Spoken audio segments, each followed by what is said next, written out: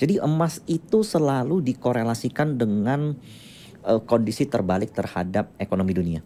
Kalau ekonomi dunia lagi dipenuhin oleh uncertainty, ada perang dagang contoh, ada ketakutan, ada kepanikan atau ada potensi resesi, maka emas biasa itu selalu diburu. Inflow yang terjadi di pasar modal biasanya tuh tidak melihat fundamental, Pak. Jadi menurut saya untuk jangka 2, 3, 4, 5 bulan ke belakang, daripada kamu beli emas batang, it's better you buy the stocks. Historical, harga emas itu selalu menyentuh titik tertinggi, all time high, selalu naik lebih tinggi. Betul. Tapi itu ada siklusnya, Pak Firman. Ibaratnya kalaupun beli emas sekarang, itu bukan untuk dalam waktu dekat dicairkan. Bener.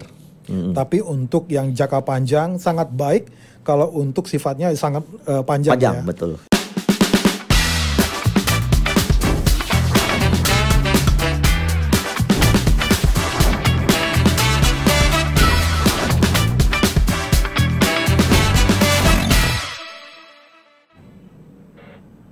Ketemu lagi di podcast The Fit Post Show. Hari ini kita akan membahas terkait investasi di emas atau saham emas di kondisi cemas. Nah, topik ini sangat relevan dengan kondisi seperti sekarang. Kita melihat perang dagang yang kita nggak tahu kapan selesainya. Dan kita bisa melihat rupiah tertekan. Dan ada banyak hal yang membuat orang bisa memang dalam kondisi cemas.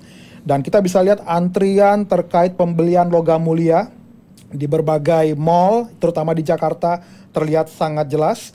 Ini yang membuat topik ini sangat menarik untuk kita bahas bersama seorang investor, ya, profesional trader yang memang tepat karena dia adalah seorang pengamat pasar modal.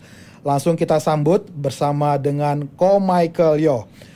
Halo Pak Firman. Halo Ko Michael. Ya. Selamat datang kembali di podcast The Fit Post Show. Kemarin kayaknya cukup lama hari ini di Jakarta ya. Lumayan ini ya. Hari ini 2 minggu ada. Ada 2 minggu ya. Nah sepertinya kayaknya mau mengarahkan bisnis ke Jakarta nih. Amin.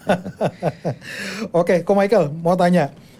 Apa yang Ko Michael ketahui apa tentang emas? Atau mungkin kapan Ko Michael pertama kali investasi emas? Usia berapa? Emas waktu pertama kali saya Sweet 17 tuh. Dibeliin bokap tuh emas. Dan sebenarnya salah satu dari keluarga saya, paman saya, itu punya bisnis, dia punya toko emas. Ya berarti udah cukup paham ya tentang seluk-beluk di investasi emas ya. Nah menurut Ko Michael dengan seperti sekarang ya banyak orang sepertinya sangat-sangat antusias banget beli logam mulia terkait emas. Menurut Ko Michael, dari sudut pandang Ko Michael sebagai investor, pengamat pasar modal, seorang profesional trader, kira-kira dengan fenomena ini ada apa nih yang terjadi? Apa yang terjadi? Jadi emas itu selalu dikorelasikan dengan kondisi terbalik terhadap ekonomi dunia. Kalau ekonomi dunia lagi dipenuhin oleh uncertainty, ada perang dagang contoh, ada ketakutan, ada kepanikan atau ada potensi resesi, maka emas biasa itu selalu diburu. Nah, salah satu contoh ketika terjadi perang, emas itu naiknya luar biasa, komoditas itu naiknya luar biasa. This time dengan terpilihnya Trump menjadi Presiden Amerika, apalagi terbaru dia mengeluarkan kebijakan tarif yang boleh dikatakan tidak fair bagi satu dunia, dan ini membuat emas semakin diburu. Itu satu.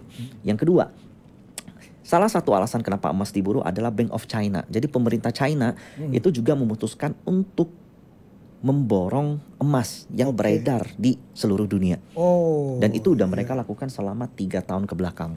Alasannya apa? Karena mereka ingin menjaga cadangan devisa mereka. Mereka juga ingin menjaga currency mereka tetap baik, tetap aman.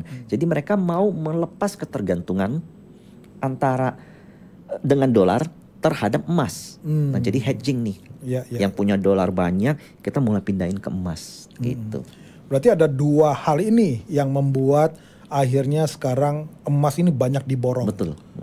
Oke, nah berarti dengan kondisi seperti sekarang, menurut pendapat Ko Michael, apakah tepat saat ini orang membeli atau mengalihkan investasinya ke emas? Oke, bagaimanapun ya, kita lihat secara track back. Historical, harga emas itu selalu menyentuh titik tertinggi, all time high, selalu naik lebih tinggi. Tapi itu ada siklusnya, Pak Firman. Dia emas itu dalam historical selama 5 tahun dia bisa turun. Kemudian selama 5 tahun dia bisa naiknya kenceng. Dan siklusnya itu biasanya 5 tahun. 5 tahun? 5 tahun. Dari 2020 ini salah satu ke 2025 all time high. Di 2025. Jadi kalau teman-teman mutusin beli emas sekarang, tahun ini, I think this is not a good time. Oke. Tapi kalau untuk ngehold itu masih oke. Tapi kalau seandainya punya duit gede harus sampai ngantri beli emas seperti yang diperhatikan di media-media, ya itu buat apa gitu loh. Buat apa sebenarnya the right time when you buy gold itu adalah ketika puncak dari ekonomi tertinggi. Nah, sementara kita baru mau menuju recovery. Saat ini kan masih chaos nih Pak Firman. Saya selalu meyakini seperti ini. Ada suatu riset yang ditemukan oleh James Scott. Dia mengatakan bahwa titik terendah dari ekonomi, titik terendah dari market itu juga menjadi titik terbaik untuk melakukan beli. Nah, saya bisa katakan dari 2020, 2021 itu pulih, 2020 udah mulai melemah, 23 melemah, 24 melemah, 25 itu puncak dari perlemahan yang dipimpin, di-trigger oleh Donald Trump. Nah, so tahun ini itu adalah tahun yang paling buruk untuk ekonomi, untuk global politik, untuk stock market termasuk. Dan tahun terburuk itu biasanya menjadi titik tertinggi daripada gold. Oke, berarti dia berbalikan. Kontradiktif ya. Yes, gold dan ekonomi itu proksi yang terbalik. Kalau kalian beli gold yang tahun ini, menurutku, kalau kena koreksi kalian mesti nunggu 5 tahun lagi tuh. Karena ingat, tapi gold itu sebenarnya memang proksinya untuk jangka panjang. Karena kan ada spread ya. Kalau kita beli emas batangan, plop 100 juta, besok kita jual udah nggak 100 juta lagi. Ya bisa jadi 90 juta something, kurang lebih 7, 8, 9% spreadnya. Oke, berarti udah siap rugi aja, 7-8%. Siap rugi, tapi dengan harga gold yang condong naik, memang it's good for the long term. Nah pertanyaannya long termnya kalian siap nggak kalau nahan 5 tahun gitu. Ibaratnya kalaupun beli emas sekarang itu bukan untuk dalam waktu dekat dicairkan. Bener. Tapi untuk yang jangka panjang sangat baik kalau untuk sifatnya sangat panjang ya. Betul. Atau untuk lindung nilai mungkin kok. Lindung nilai betul. Untuk lindung nilai. Untuk lindung nilai. Seperti yang dilakukan oleh Cina ya. Betul. Nah, apakah berarti itu pemerintah Cina memang udah melihat kondisi seperti sekarang kurang baik buat global, makanya mereka untuk menjaga nilai tukar mereka dengan cara mereka borong emas? Agak sedikit berbeda kalau saya melihat seperti ini Pak Firman. Mungkin kalau kita di harga berapapun kita mau beli emas dengan jumlah uang yang kita punya, itu pasti ada di pasaran. Tapi kalau pembelian ini dilakukan oleh suatu negara atau dilakukan sebuah lembaga yang AUM-nya atau volumenya terlalu besar, itu bisa jadi barangnya nggak ada. Ya betul. Nah itu yang dilakukan China, dia nggak peduli ekonomi mau seperti apa, yang penting dia punya emas, cadangan emas sebanyak-banyak mungkin. Karena dibandingkan dengan resource mereka yang hampir, yang boleh kita katakan nggak terbatas ya, mereka lebih worry barangnya nggak ada daripada harganya mahal. Kalau kita kan takut di harganya mahal, ya kan? Kalau mereka takut barangnya nggak ada. Nah, salah satu contoh bulan lalu itu Jerman meminta Amerika untuk memberikan balikin emasnya secara fisik. Saya nggak mau simpan di tempat kamu. Kalau Amerika ternyata nggak punya fisiknya gimana? Bisa loh. Maka dia harus beli di market. Kalau dia harus beli di market di harga sekarang, habis itu mereka.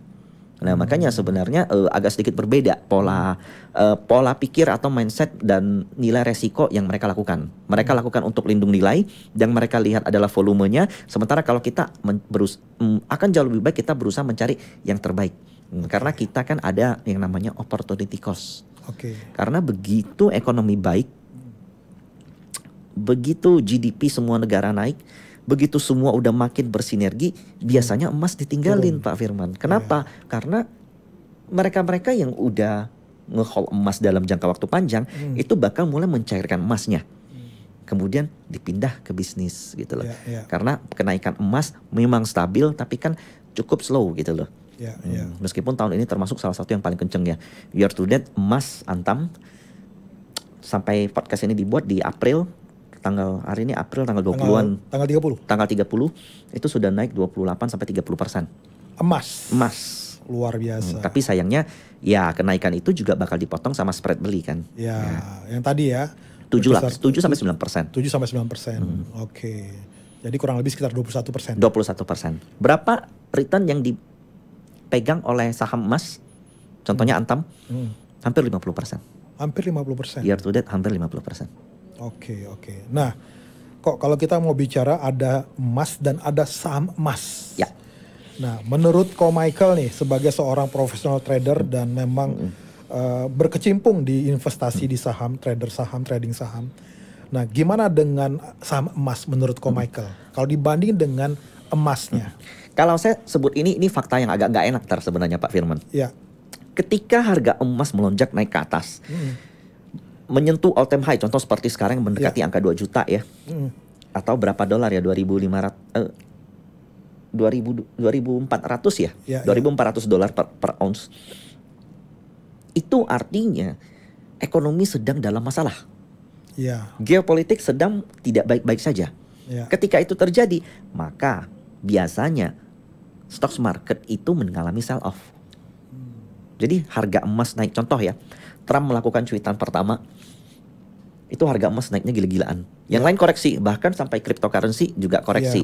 Dow Jones koreksi, Nasdaq koreksi, Hang Seng koreksi sampai 14%. Belum pernah dalam sejarah saya melihat Hang Seng koreksi 14%, Pak Firman. IHSG minus 7%. Dan saham Antam juga koreksi saat itu. Karena bagaimanapun ketika kita membeli saham emas, kita bukan beli emasnya. Kita beli di suatu instrumen yang jual belinya tuh gampang banget. Ini adalah side effect, sisi buruk dari bursa saham. Ketika terlalu gampang untuk dilakukan jual beli, spreadnya rendah, gampang juga orang mengalami kepanikan. Tapi disitulah datang peluang. Nah, jadi bisa saya katakan, jika kamu ingin berinvestasi di saham emas, dalam jangka panjang, itu sebenarnya lebih cocok kalian beli emas batangnya. Kalau jangka panjang. Jangka panjang. Jika kamu ingin mengambil peluang dalam waktu short term, paling cocok itu adalah menunggu di pasar modal. Menunggu di pasar modal. Ya, menunggu mencari peluang di saham emas, mencari peluang di pasar modal yang memiliki korelasi dengan emas. Oke. Nah, menurut Ko MY, apakah dengan kondisi yang seperti sekarang, ketika emas sudah harganya tinggi-tinggi sekali nih, lalu ada saham emas, lalu mereka misalnya mau beli saham emas karena berharap, wah ini udah ketinggian nih, mungkin sebentar lagi akan koreksi. Sementara di satu sisi, karena orang melihat kondisi yang tidak baik, yang tidak menentu, akhirnya mereka beli emas, tetapi harga saham emas ini udah pada murah nih. Nah, mereka mengalihkan ke sana. Apakah waktunya udah pas menurut Ko Michael? Ya, jadi harus diakuin bahwa inflow yang terjadi di pasar modal biasanya tuh tidak melihat fundamental, Pak.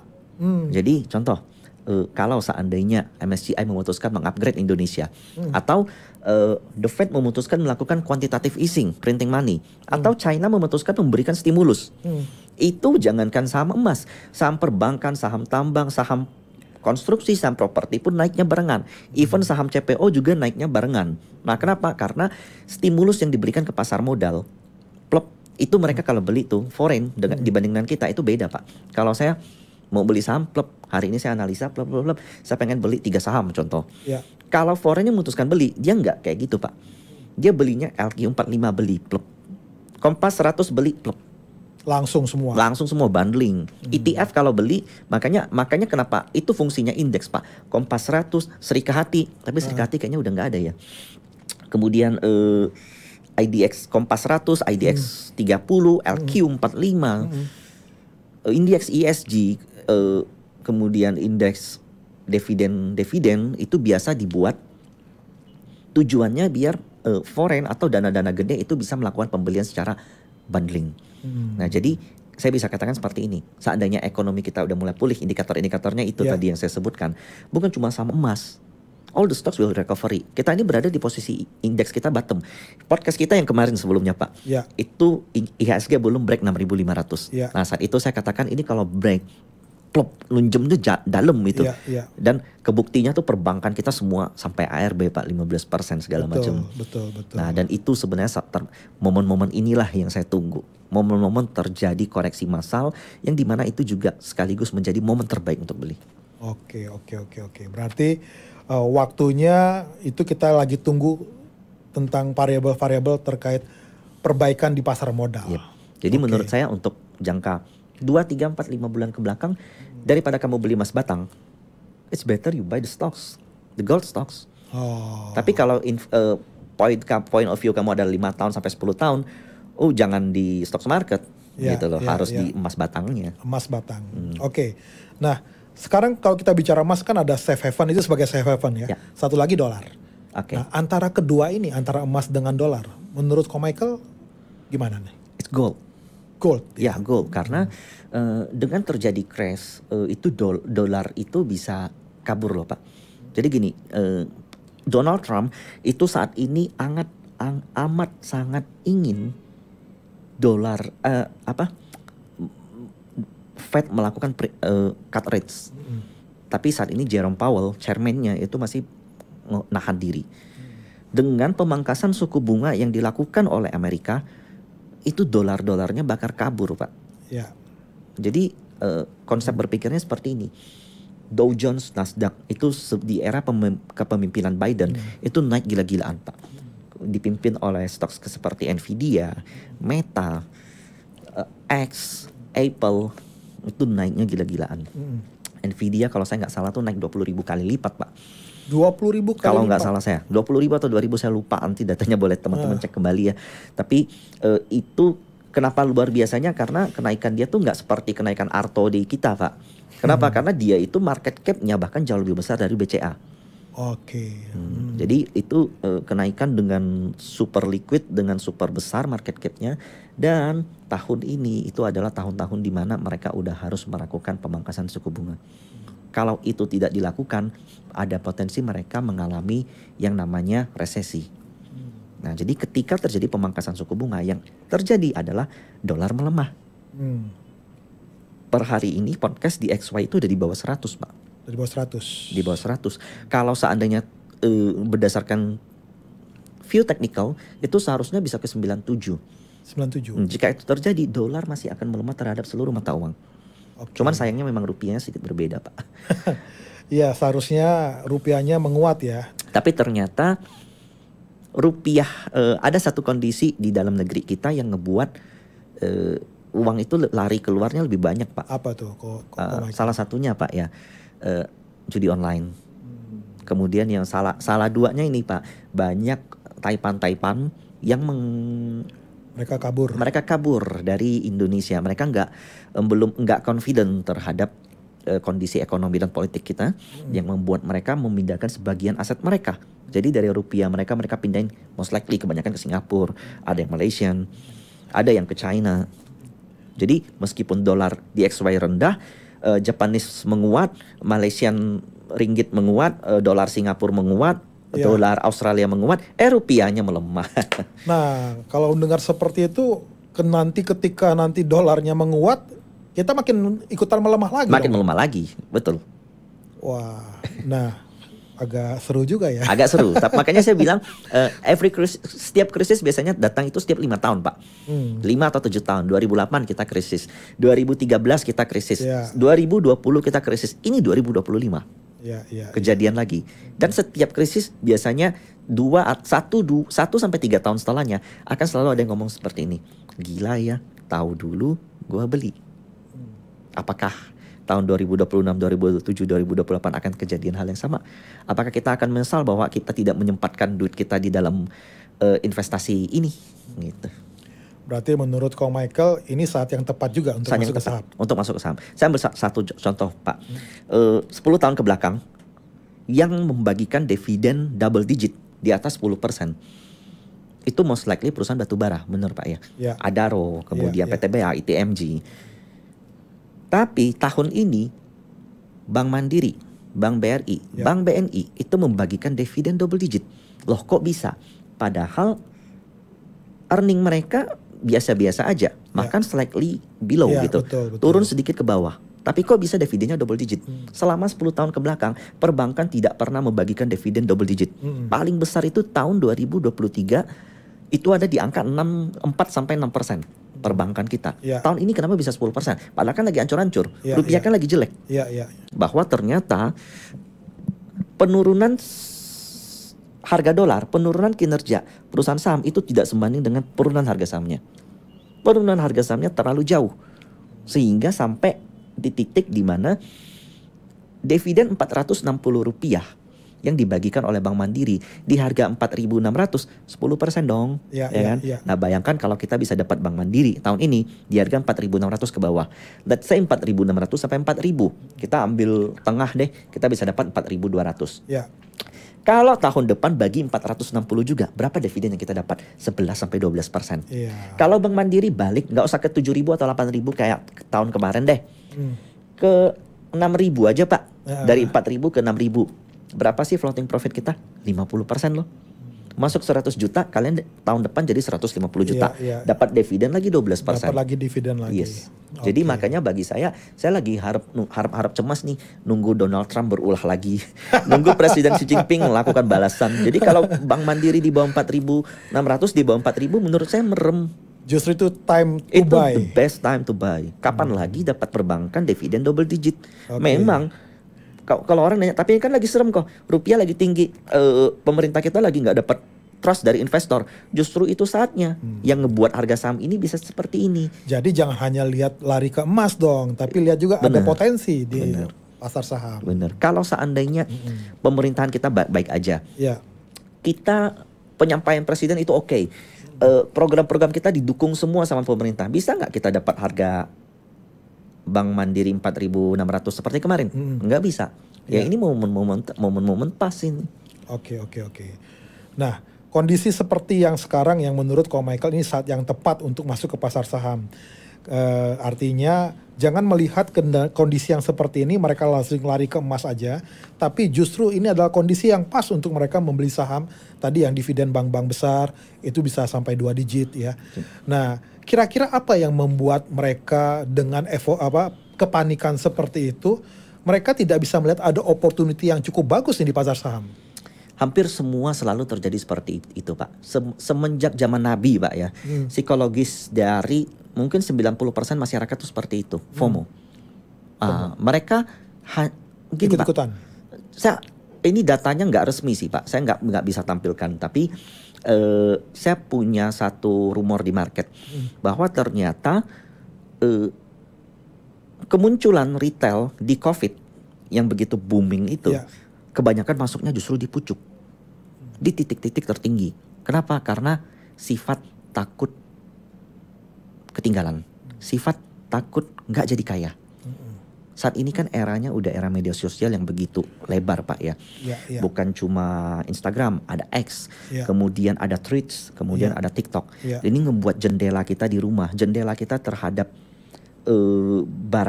terhadap gaya hidup orang, terhadap pendapatan orang itu dipecah. Boleh saya katakan jendelanya udah pecah. Dan apa yang ditampilkan di media sosial itu adalah 90% mungkin fake. Dan itu ngebuat kita jadi selalu ngebandingin diri sama orang lain. Kita ngelihat orang liburan ke luar negeri, makan di tempat fancy, naik mobil mewah.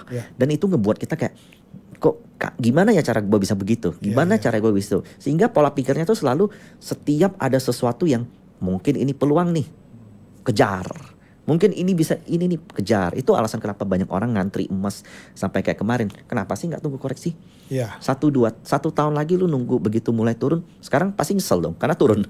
Ya kan? Yang kemarin ngantri sekarang nyesel dong karena sempat turun ya kan? Betul.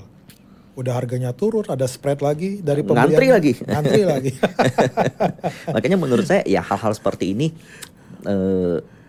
it is all about the mindset gitu loh. Di saat semua orang takut, 90% orang takut, kamu boleh mulai coba berpikir kebalik gitu loh.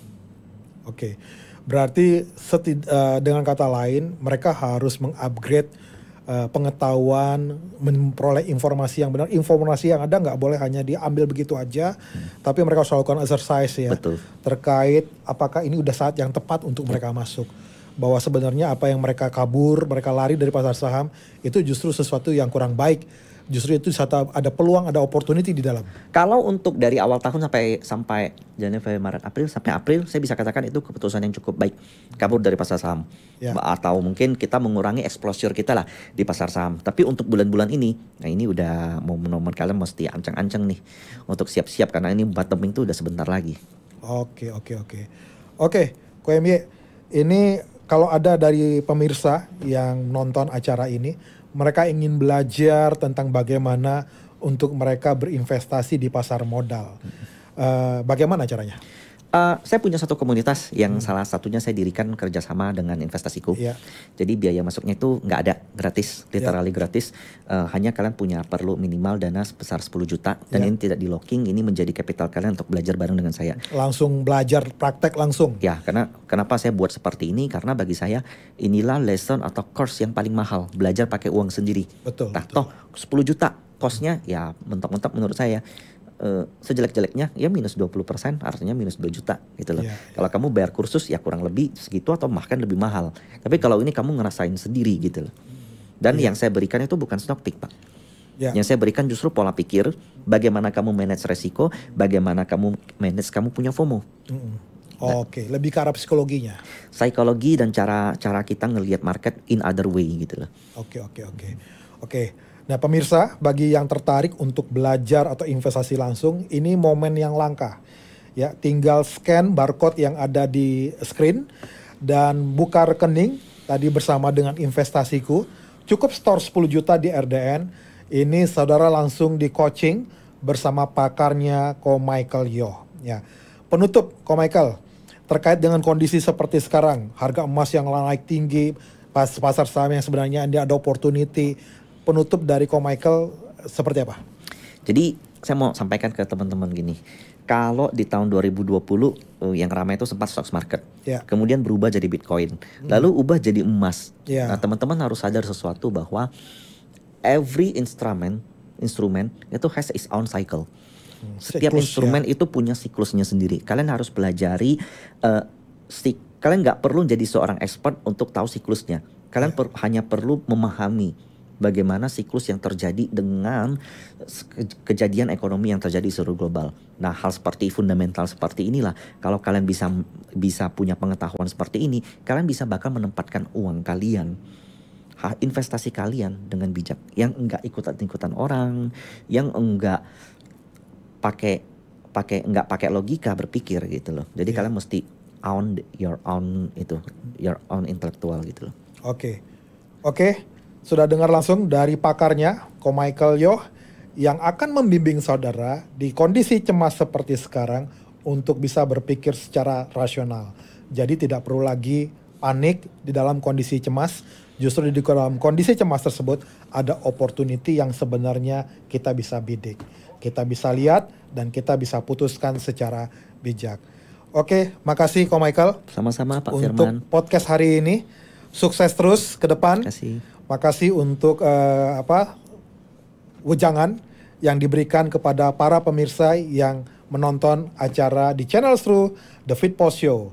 Oke, sampai ketemu di selanjutnya, podcast selanjutnya. See you.